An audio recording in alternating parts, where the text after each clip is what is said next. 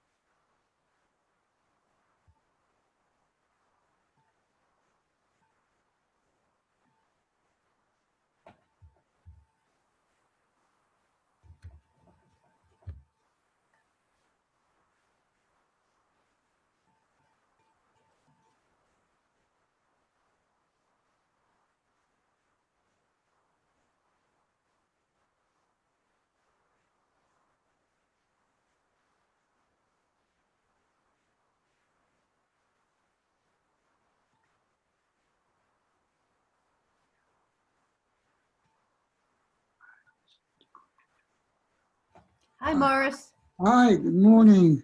Morning. Everybody here? Not yet.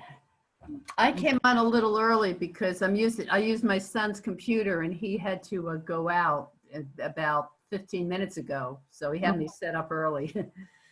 Okay. What kind of computer does he have? It's an old laptop, Uh-huh, yeah. but it has Windows 10 on it. Not Yeah. originally, but when it was given to him, it had been upgraded to Windows 10. Okay. I'm using my wife's Apple computer. She's not home, so I was able to do it by myself, finally. Because I have trouble with my eyesight. So I have a problem, opening up the computer.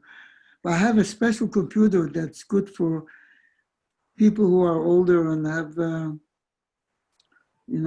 easier to use. Yeah. Which I'm still playing with it.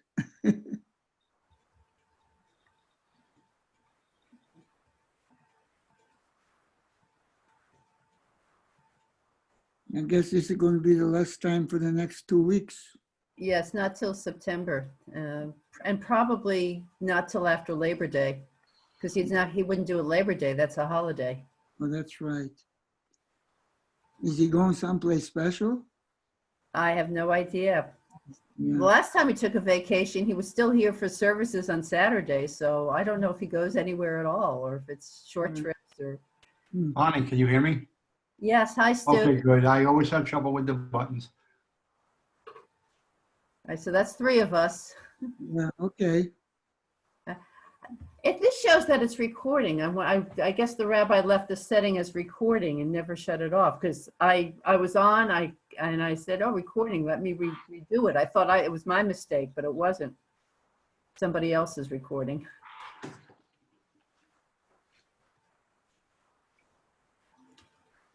Stu, you even wear a yarmulke when you're home? No, just when I have this. Or when I attend Minyan. Ah. Ron isn't here today? No, he usually comes on about he comes on either exactly at noon or a couple of minutes after. He doesn't come on early. Okay. And I think I cleaned off the eye of the camera because last week I was blurry. I looked at myself and I was blurry, which meant anybody looking at me was blurry. So blur.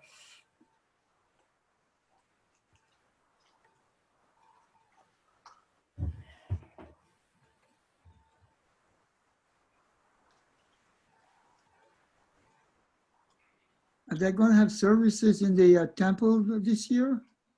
Not the high holidays. Well, only 25 people are allowed in. So the rest of it's going to be Zoom. There's going to be a lot of people on Zoom. Oh, I see. Okay. But I was hoping, and they said in the email that we could borrow the machzors, the prayer books. Because, How do you get them? You have to go to the synagogue to get it? what's that? For the prayer book for the holidays, do you have to go to the synagogue to get it? They haven't told us yet. My guess is it might be a hybrid of pick it up, or better yet, they may do a delivery system, ask for volunteers to deliver them. That's probably what they'll do. Okay, but they'll let us know by Yeah, they'll email let or us by know. message. The only thing they let us know is that there wouldn't be no service. We will not be on the premises. The only people allowed on the premises will be those who are required to conduct the service, nobody else. Oh, And the cantor that they're flying in from Israel, he's coming 2 weeks early to self-quarantine. there's no, while I admire getting an Israeli cantor, there's nobody local? This is who they hired. Okay, It's the same guy, I think, as last year. okay, that's fine. Oh, well, no, he was very And, good. and from what I gather, the cantor, he has family. I mean, he has family here. I think he's originally American. So Is there a Talmud today? he'll do more than just conduct services. I mean, while he's here. Guys, are you sure we have Talmud today? I Hi, Rod. wasn't sure if we had Talmud today. Yeah, it's the last one till after Labor Day, I think. Oh, okay. Okay, I wasn't sure, so. Does your computer show recording also? Because mine shows recording. No, it's not. I mean, I have a little thing that says record, and when I press it, it says, please record permission from the meeting host. When I press I'm just wondering, because in the upper left-hand corner, mine shows recording. it shows that you are recording. Yeah. I'm on Lewis's computer. He's out. He set me up and then he left. So I guess it's possible. I mean, maybe he accidentally recorded. Maybe he accidentally did that. I don't know. I've only recorded when I was hosting, but I've never. I mean, I don't want to record, but I'm not going to click on anything and accidentally do something, because I looked at the record icon when I wasn't full screen and it said recording your, but it didn't show anything active. So Yeah. Is the button red? yes, Okay. Yeah. So usually it's white, right? When it's not recording. usually it's not there at all. Oh, it's not there at all. Oh, okay. I don't know. So I guess when he set up, he accidentally hit record, because I know he had to reboot his computer. It wasn't behaving right. Do you have an Apple or PC? It's an old PC. So I think if you go Control R, maybe it would toggle on and off the record. Yeah, it just Or makes shift- it Or it could be Shift Control R. I'm not sure. shift controller. See if any of that works. No, it just, when I press down, it lights up, but no. Oh well. At least I learned that Alt plus F is full screen, The rabbi? because F11 wasn't working. Okay. Greetings. Hello, Rabbi. Welcome. Hello, hello. Hello. I wasn't sure if we were on today because. We're on. Today's the last day for a long time. Okay. It's.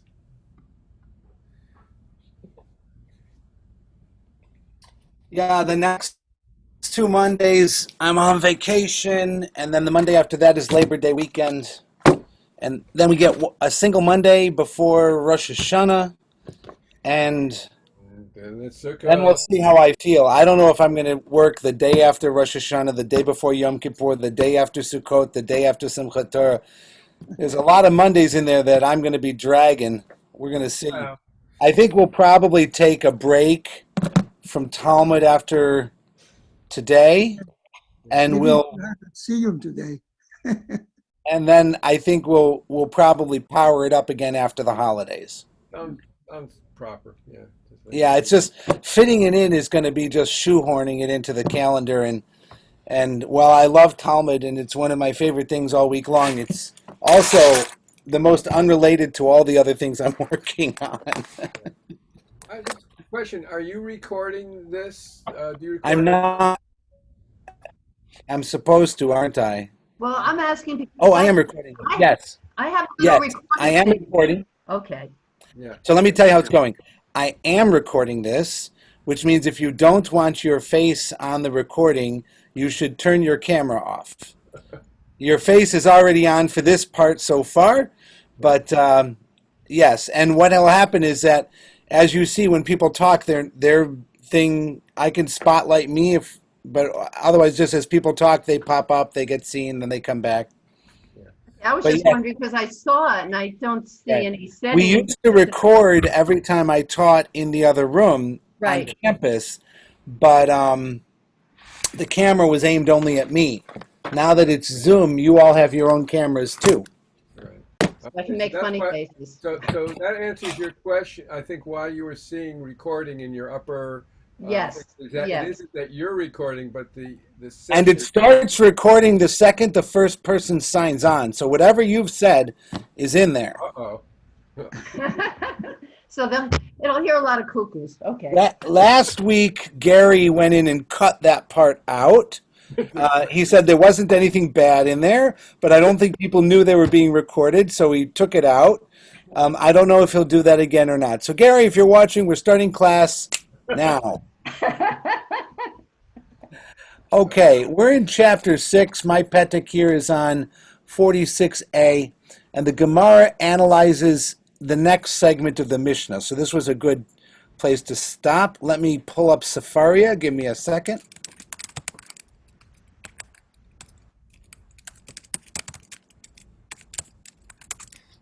How does Safaria make money? They beg for it every once in a while, like PBS used to do.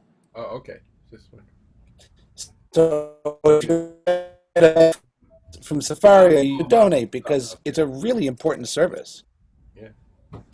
Everything's there. Of course, they'll put every printing press out of business eventually, but I don't hear anyone lamenting over the telegraph anymore, so I guess that's just the way of the world. All right, hang on. Trying to find where I am. It's a Shimon ben Shetach bit. I was looking at, I had to log on early, so I was looking at it a little bit. Amar lahen Rabbi Eliezer v'halo Shimon ben Shetach talan nashim v'chulei. Yeah. Okay, so I'm going to flip it now. Who's on the iPhone, by the way? Anyone care to identify themselves?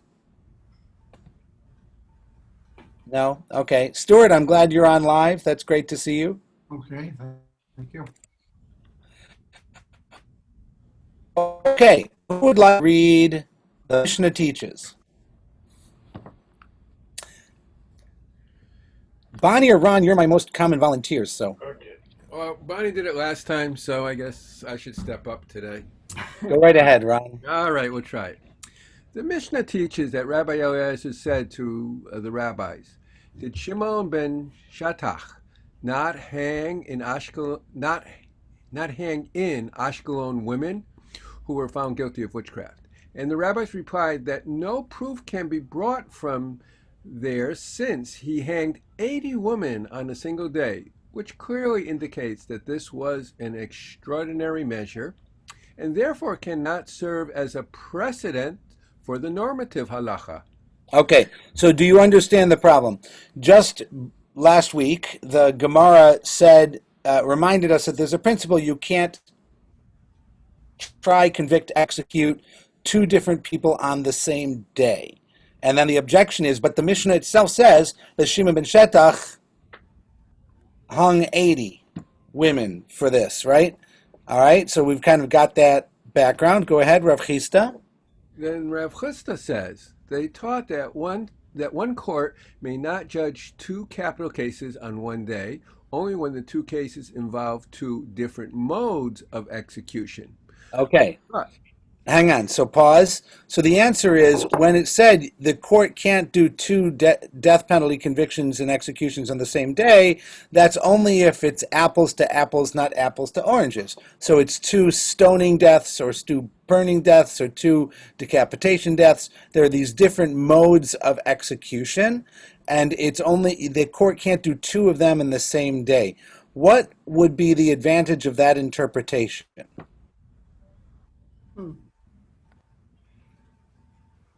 There's a logical one, and then there's a solving our textual problem. It allows for 2 different cases to be dealt with on the same day. Right. So that doesn't really help us with the Shimon ben Shetach objection, because it says he hung 80 women, which means they were all killed the same way. So it's kind of like off topic. If it weren't for Shimon ben Shetach, it would help resolve a problem, because basically you wouldn't have to clean up the mess and use the same execution area twice in one day. There could be a burning ground over here and a stoning ground over there. There's a practical reason why that might be the case. It really does not help the current objection. Go on. I just wanted to think, I thought we had learned earlier that one was always stoned before they were hung. And the hanging was just symbolic, was usually used symbolically after the execution, and they only hung dead people. I thought we learned something like that. In the case of stoning, the dead body, according to many, is then hung. But there is also a form of execution, which is hanging alone. Okay. Chanika is strangling, really, but yeah, we'll get into if you stay with me long enough, we're going to work our way through all of these niceties. Yeah. By the time we get out of this, the next couple chapters of Sanhedrin. Okay. Okay. So, but when they involve only one mode of execution, the court may, in fact, judge them on the same day. The Gemara raises a difficulty, but the incident relating to Shimon ben Shetach involved only one mode of execution, as all the women were accused of witchcraft, and yet the rabbi said to him that the court may not judge them on one day. Okay. Okay. So is it the exception that proves the rule, or did they resolve it? Well, he did Question. hang the women. Is it the exception? The exception does not prove the rule, and I thought that was one of the 13 things that was that we talk about, the 13 different ways of analyzing. Right. So we solved it under the principles of, if you repeat something in the Torah, does it come to expand or limit the implications of that rule? We did talk about that. But at this point in the Gemara right now, the objection is, but we were said we can't judge them all in one day. So the objection is still, hanging in the air. Got it. Okay. Go on. Whoever's phone that is, please answer it. I'm muting you. Rather, if Go a ahead. ruling was if a ruling was stated citing Rav Chista, this is what was stated. They taught that one court may not judge 2 capital cases on one day only when the 2 cases involve one mode of execution, are similar to the 2 cases involving 2 different modes of execution. Pause. Could you translate the English to English for me there? I think that he's saying it needs 2 different executions means you cannot do them on the same day. If they're 2 different executions, you could do them on the same day. If they're not, you cannot.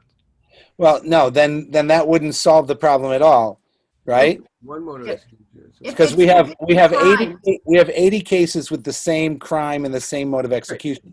So this is saying no. The objection is different crimes. Same mode of execution, but different crimes. Crime. But that wasn't the case with the 80. They were all the same crimes. Right. Yeah. So I don't know. It's just we're saying that the rule against judging 2 capital cases on one day is only in the circumstance that when there's 2 cases involve one mode of execution are similar to 2 cases involving 2 different modes of execution. Right. As we were saying, they have to be 2 different types of wrongdoings. But there's a gray zone. The 2 cases have to have one mode of execution, but the 2 cases are similar enough to cases with two different modes of execution, that it might cause a problem. That's when you can't do the two cases. If the two cases have the same mode of execution, but they are not in any way similar to two cases that could be confused with different modes of execution, then you can in fact try them on the same day. And that would allow you to do 80 as long as it's clear. Right? Okay. That's what they said. Now, that logically does solve the objection. For example, There are two different transgressions that are punishable by the same mode of execution. The court may not judge two such cases on one day, but where there is only one mode of execution and only one transgression, the court may in fact judge two cases on one day. so drumhead trials for mobs of people are fully permitted. Okay, that's a good point. So it's like all those people who are going out there and ransacking, you can do them all at the same time. Right, I got 50 people coming out of the ransacked Target in the middle of the riot. They actually Right? have They three- can all be tried on the same day. Right. I know this is capital cases, so it's a bad analogy, but okay. Okay. Back to Rav Abba Bar Achva raises an objection from a Braita that states, the same court may not judge two people charged with capital transgressions on one day, not even an adulterer and an adulteress. Okay, so now I got to ask you a logical question. Has the adulterer and the adulteress performed the same sin? It, If it's with each other, I would assume so. Same, yeah, same, but we're not the assuming same that they're with each other, right? What's that, Morris? It's the same sin, but not the same punishment. Okay, so, well, it should be the same punishment for both of them, unless they wind up with a whole nother kind of a case. So both the adulterer and the adulteress are both executed, but one of them is sleeping with somebody else's wife. Oh, Like he's sleeping with somebody's wife, and she's sleeping with someone who's not her husband. Those are actually different crimes, Ah, even though the act was the same act.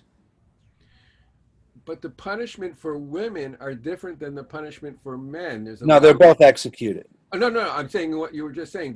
But if a man has sex with an unmarried woman, it's a different punishment than if Well, a woman had been married. There's no law against a man having sex with an unmarried woman.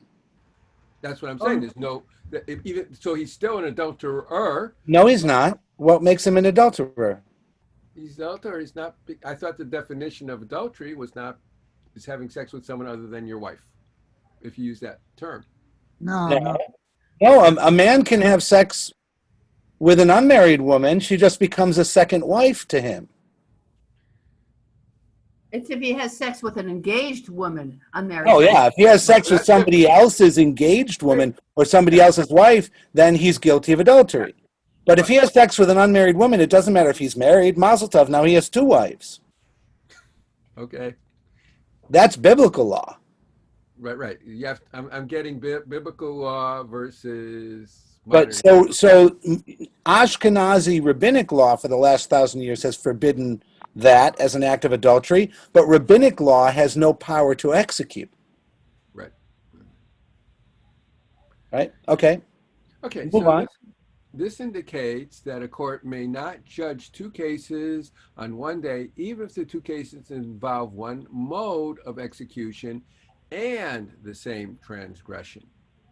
Rav Chisda interpreted the Braita as referring to a case of adultery involving the daughter of a priest and the man with whom she engaged in intercourse. As the daughter of a priest is liable to receive a death by burning, while the man is liable to receive the death by stoning if the woman was betrothed to another man, or strangulation if she was married to another man. There you go. Now we've found a case where their punishments, while both are death, are different depending on the crime. Okay? Mhm. So Rav Chisda is interpreting that baraita as even an adulterer and adulteress is not general, but this specific case, because things are different, and right back to the idea that if there's a reason to confuse the differences, you can't do both cases in one day. Yeah. Is the daughter of a priest different than the daughter of anybody else? Yes. Yeah. She's got death penalty for premarital sex. Oh. Daughter of a priest has a verse in the Torah where if she goes about having premarital sex, she has shamed her father's house and she is burned to death. Okay.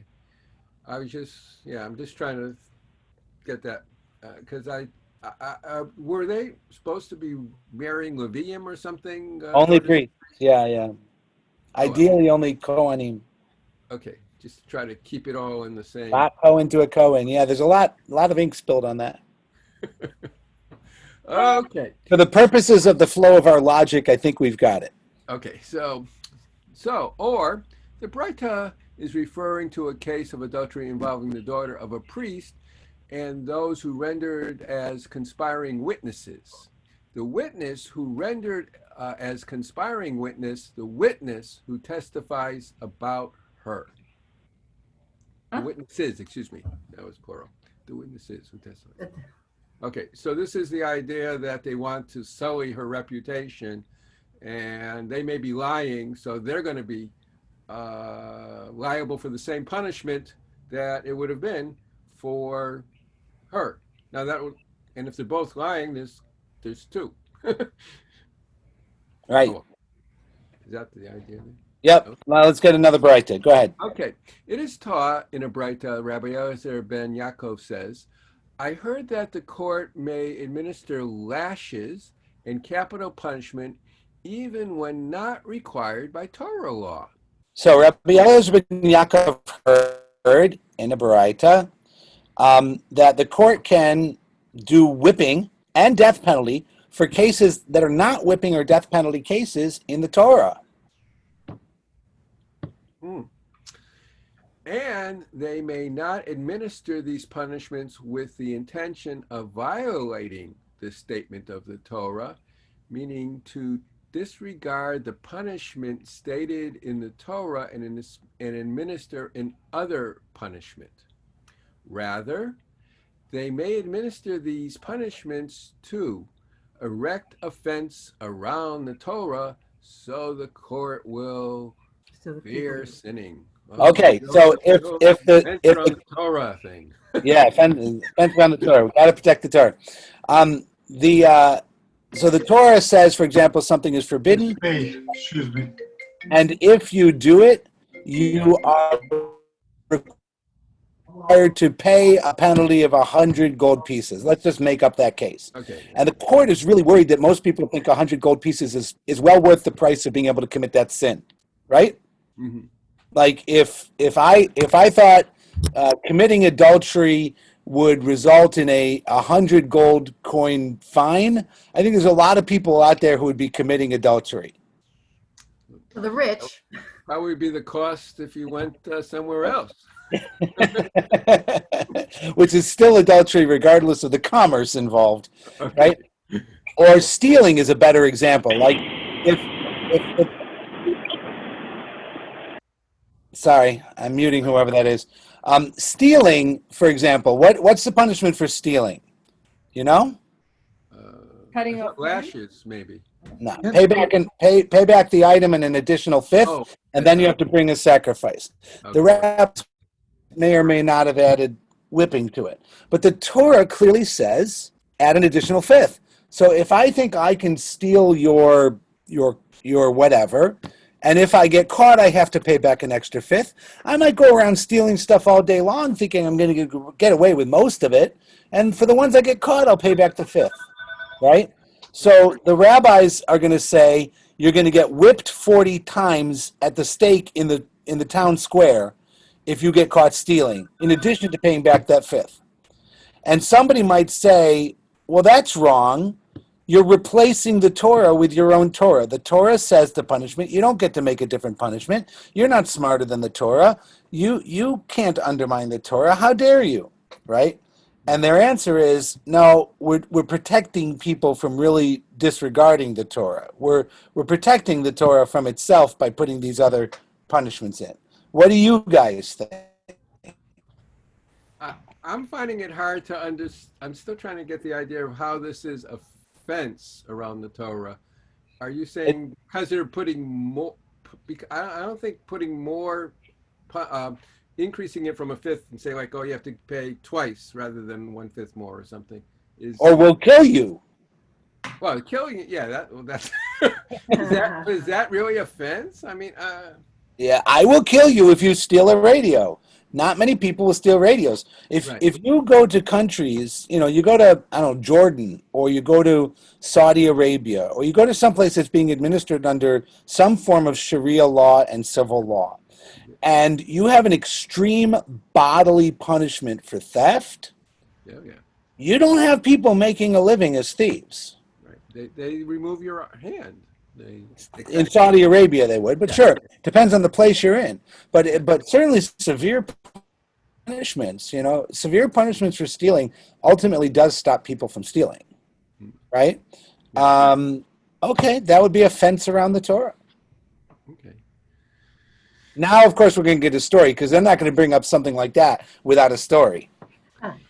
Okay, and an incident occurred involving one man who rode a horse on Shabbat during the day of the Greeks, and they brought him to a court and stoned him, not because he deserved that punishment, as riding a horse on Shabbat is forbidden only by rabbinic decree, but because the hour required it, as people had become lax in their observance. Shabbat, Okay, pause. Pause. Okay, so riding a horse on Shabbat is not a death penalty offense. Right, but they made an example of him. Right. Right, they made an example of him. How do we feel about that? The times demanded it. Right. I mean, I'm thinking back to the part in the Torah where the person was gathering sticks on Shabbat, and then God decreed, stone him. So that, I mean, there's been, but then the rules seem to be more lax, and now we're coming back to it being more severe. But there's no rule in the Torah against riding a horse. That's the point. The rabbis would not have applied this to gathering sticks, which is a death penalty offense. But if you take the list of 39 malachot that they can discern from the building of the temple, there were no horses, or the building of the Mishkan, there were no horses involved in the building of the Mishkan. So riding a horse cannot possibly be breaking Torah law of Shabbat. Yeah, but it says the animal has to rest on Shabbat also. Yes, so You cannot ride a horse. The horse is working. But the animal that's resting on Shabbat is your ox, your plowing animal, your farm animal. Right. This, you might be out for a ride. Maybe the horse loves it. I thought you could ride within the Eruv, because we learned earlier about a student walking by a rabbi, and then he said, "Oh, you have to stop because we're leaving the town." Right. The person riding the horse was Elisha ben Abuya. Right. Who is the main heretic of the Talmud. So the Rabbi Meir was walking next to the horse to continue to talk Torah as this guy was breaking Shabbos. But the guy on the horse got to the end of the Eruv and told the rabbi, "You've walked too far. We're at the Eruv where you're not even allowed to walk any farther." Oh, right. It was walking beyond, not the riding. I'm sorry. I had it confused. You're right. Okay. All right. Wrong proof text here. Okay, another incident occurred involving a man who engaged in intercourse with his wife in public under a fig tree. And they brought him to court and flogged him, not because that punishment was fitting for him, as such conduct is not forbidden by the Torah, but because the hour required it. People had become remiss in matters of modesty. Therefore, stringent measures had to be taken to rectify the situation. Okay, This is a very suspicious story. This last one. Why the fig tree? Just to give details to the Right? flush it out. I'm thinking, I don't find it in the commentaries anywhere, but I'm thinking that fig tree is an important detail here. That it might tap into some other form of hedonistic pagan nature worship or something. That having sex in public is bad. You two should be flogged, maybe, maybe not, don't know. But doing it under the fig tree is somehow worse, right? Because it looks like you may be fertility-wise sanctifying the fig tree, right? I'm thinking. Fertile under the fig tree, then you're worshiping another god by thinking that way. Yeah, you're taking it out of your faith in God. Sure. There's something there about that fig tree which the commentaries just don't hone in on, and that's the kind of guy I am. So that obviously traditional rabbinic commentaries are going to be, oh my God, they were naked in public having sex, and that's the issue, and they blame the Greek times as being a time when people were publicly lewd or lascivious and so forth, and this public nudity in the Greek culture was something that they were that could be enough. That could certainly be enough. By the way, everything from Tanya Rabbi Eliezer ben Yaakov, all the way up until this point is the Baraita. So all of this is one Baraita. By the way, they did mention the Greeks in that earlier, so it was during probably the Greek times, as you were saying. Right. I think that's the explanation if you really want to be worried about the actual act of public sex. All right, on to a Mishnah. Okay. Did we do this Mishnah at the beginning, or this is new? Well, No, it's new. I think it's new. It doesn't look familiar. Okay, we get a new Mishnah. a new Mishnah. So starting a new Mishnah here. Okay, then. Let's move to Bonnie. Oh, Bonnie, your turn. Okay, how do they hang the corpse of one who was put to death by stoning? They sink a post into the earth with a piece of wood jutting out, forming a T-shaped structure. And the court appointee then places the dead man's two hands one upon the other, ties them, and hangs him by his hands. Rabbi Yosef says the post is not sunk into the ground, rather it leans against a wall, and he hangs the corpse on it the way that butchers do with meat. Okay. Explain. He's hung by his hands. But he's And dead, why- so it doesn't matter. And what's the concern? This sounds like crucifixion, except they're not nailing them. They're just to the cross. Don't know if it's a capital T or a lower case T. It's, All right, he so represents meat. It's like being butchered, a piece of meat. So Him. right. So either it's going to be hanging there like a telephone pole or leaning against the wall. Yeah. Now this is the corpse after being stoned to death. Right. All right. Go on.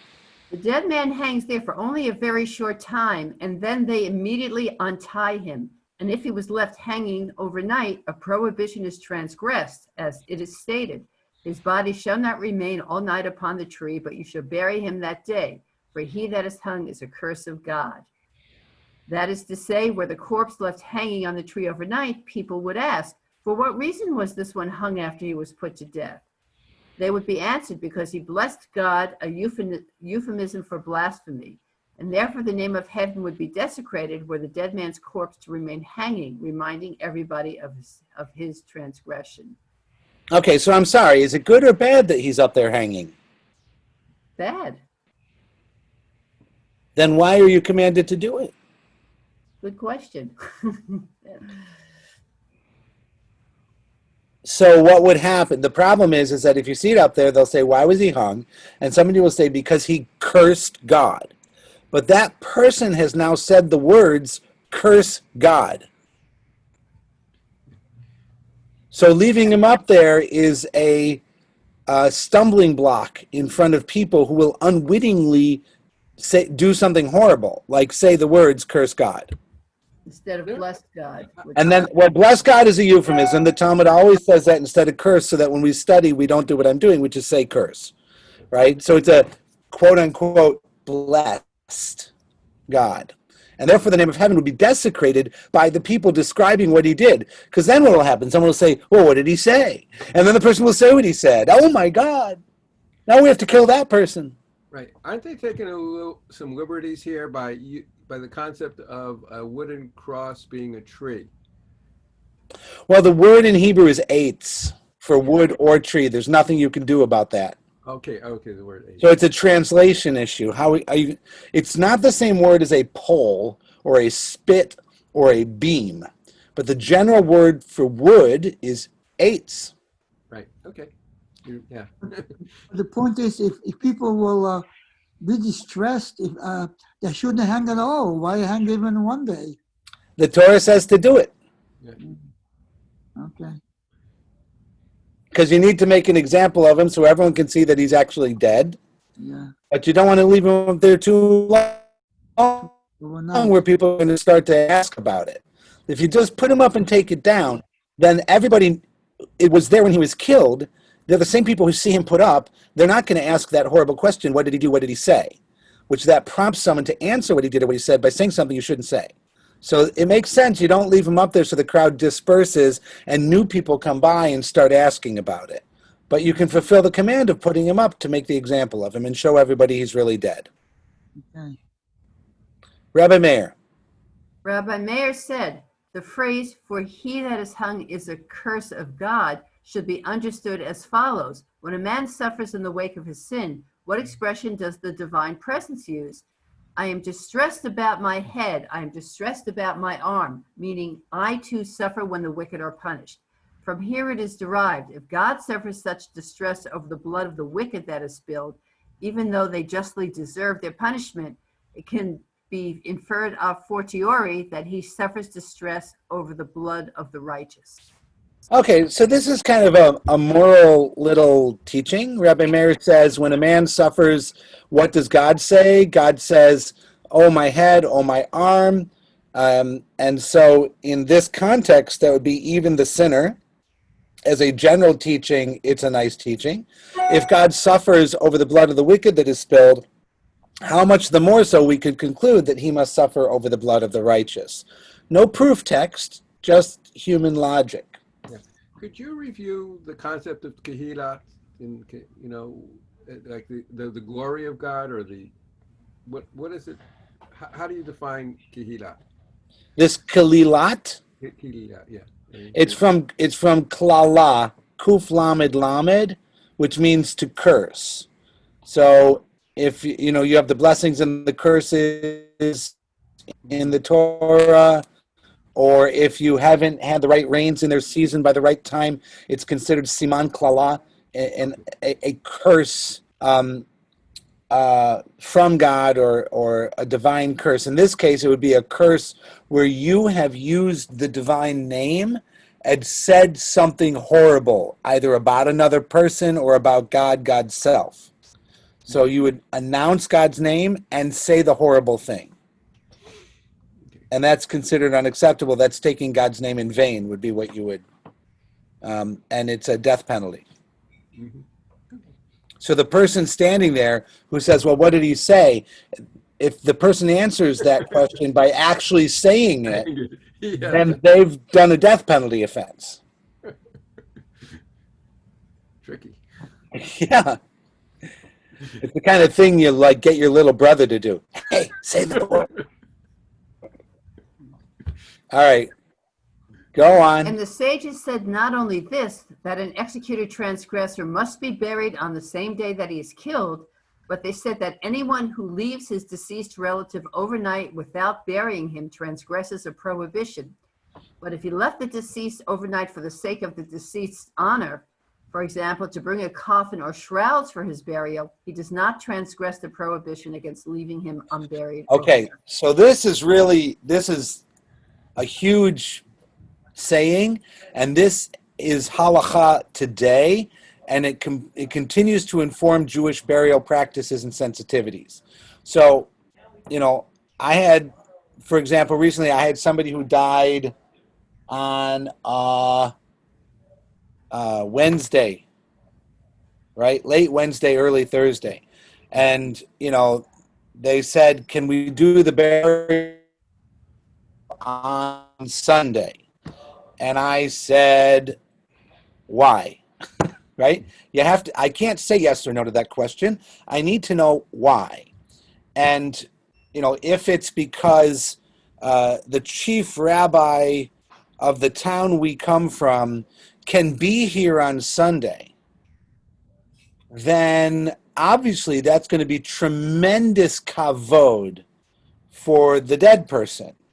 And the delay would be only happening for their honor and only happening for their memory. And it would be a great thing for everybody.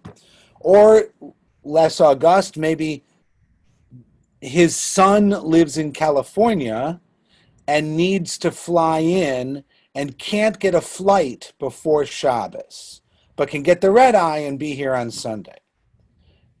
Right? So I could delay to allow that to happen.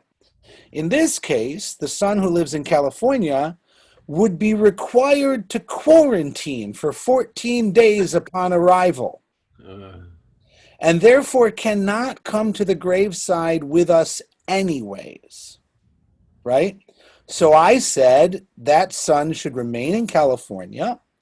We should do the burial today, if possible, Thursday, tomorrow at the latest, if we need to do it to acquire a coffin and tachrichim and the Chevra Kadisha and to gather a minyan and create a Zoom, right? And all of that will happen Friday.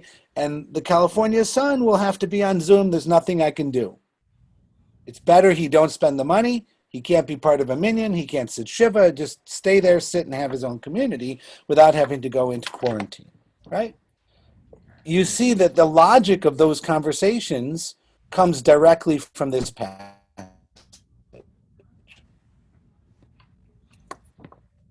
Isn't it nice to find something that we actually do this way?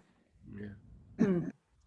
So the big thing So is... I delay, the burial should happen on the day of death, the next day really at the latest. And if we ever go past that second day, it has to be because of the kavod of the person. But leaving them lying around dead for multiple days is just considered kind of horrific and disrespectful. How about if they need to be shipped up from Florida? Yeah, that's a problem, right? We've had that happened to my dad. He was in horrible, Florida, and I was in Europe, and it was like a mess. Oh, it happened with my mother too. And there was a storm coming. And in COVID, coming out of Florida, they treat the box like it's a plague capsule. Really? Yeah, it's horrible. It's really quite difficult. But we have to do it if they've arranged a burial place here. They're going to be buried next to their spouse of 50 years or something like that. You're going to do what you have to do, and it's going to take 3-4 days in Florida to here.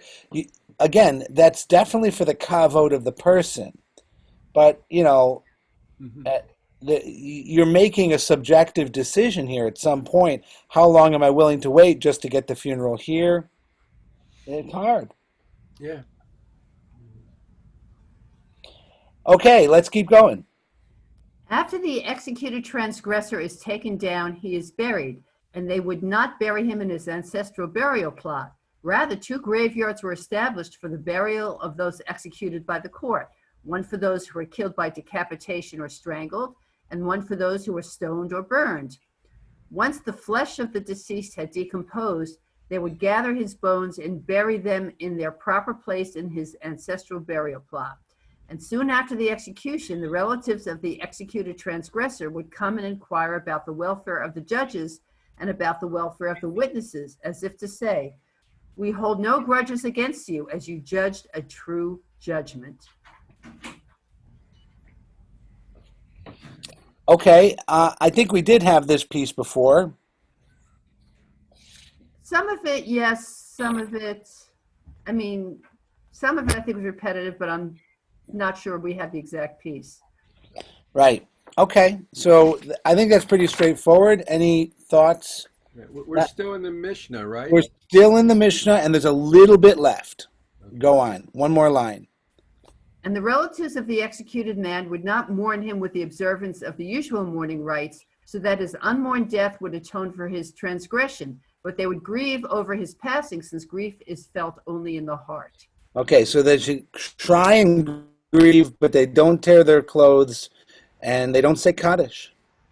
And the idea is that the pain and suffering of depriving him of those honorifics somehow helps to atone for his sins, so that he will be judged like he already paid part of the price by losing the Kaddishes in this world, and that therefore God should be more forgiving of him in the next world. So they would sit Shiva, but not say Kaddish or El Moles. They might not even sit. They're going to weep and grieve and do what they do, but they're not limited to the home. They don't have to stay unshaven. They're not ripping their clothes, or people don't comfort them formally. You don't say Hamakom Yenachem Etchem B'tok Shar Avleitzim V'Yerushalayim. You don't do Shiva visits. They grieve. They hurt. Right. Because it hurts. You don't tell them it's wrong to hurt, right? You don't come over and say, your father was a murderer and a rapist and a pederast. How dare you grieve for him? Right? You say, I can't imagine how hard it is to lose a father.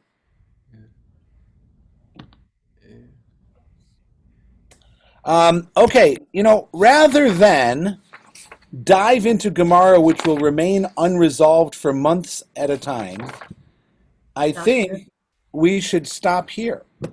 Thinking that 46b, the beginning. Yeah, we're at 46b. We'll put our little petik in here. And I appreciate your willingness to give Talmud the break that I need to prepare for the holidays in these weird times. And we will come back then, and I'll give instructions to update the synagogue calendar, that Monday after Simchat Torah, which is October 19th. Rosh Chodesh Cheshvan. Okay? Yeah, that last section, which you said we may have done before, I guess, I don't know how many of us are on, but I guess none of us totally remembered it, so we probably didn't do it. I think it has come up as it's been quoted in different things along the way, but we just got the whole thing in its original source. So, 46. We'll pick up with the Gemara on October 19th. So you'll have to find something to do with yourselves on Mondays. Yeah, eat lunch at a proper time.